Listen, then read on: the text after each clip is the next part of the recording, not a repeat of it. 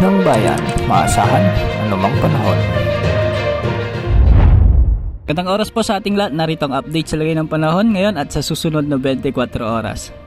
Nakalabas na ng ating Philippine Area of Responsibility si Bagyong Butchoy kanina umaga. Patuloy na itong kikilos papalayo sa ating bansa at posibleng tumbukin nito ang Hainan Province sa southern China bilang tropical storm sa mga susunod na araw. Samantala lumakas pa at isa lang ganap na tropical storm si Bagyong Karina. Huli itong namatan sa layong 630 km silangan ng Kasiguran, Aurora. Taglay ang lakas ng hangin na umaabot sa 65 km per hour at pagbugso na aabot sa 80 km per hour. Kumikilos ito sa direksyong west-northwest sa bilis na 15 km per hour.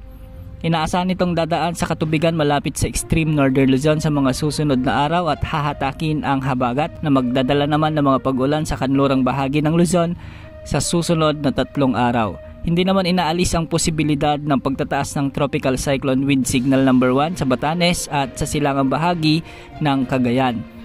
Lalakas pa ito sa Lunes bilang severe tropical storm at inaasahan lamang magiging isang typhoon category pagsapit ng Martes.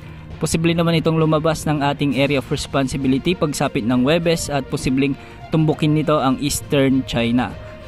Hindi man nakikitang maglandfall sa bansa, inaasahan naman na magdadala ito ng malawakan at malalakas na pag-ulan sa malaking bahagi ng Luzon at Visayas lalo na sa mga kanlurang bahagi.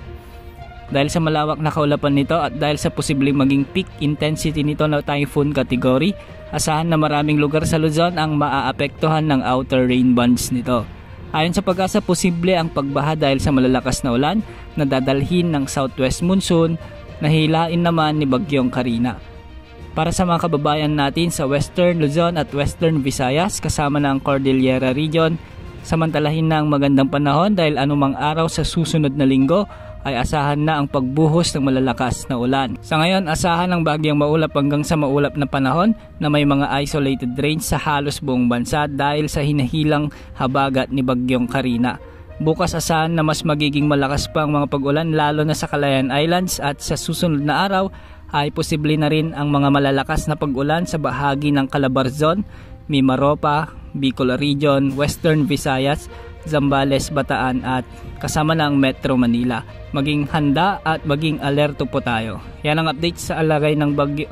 Yan ang update sa lagay ng panahon. Ito po ang weather update ng bayan. Maasahan anumang panahon.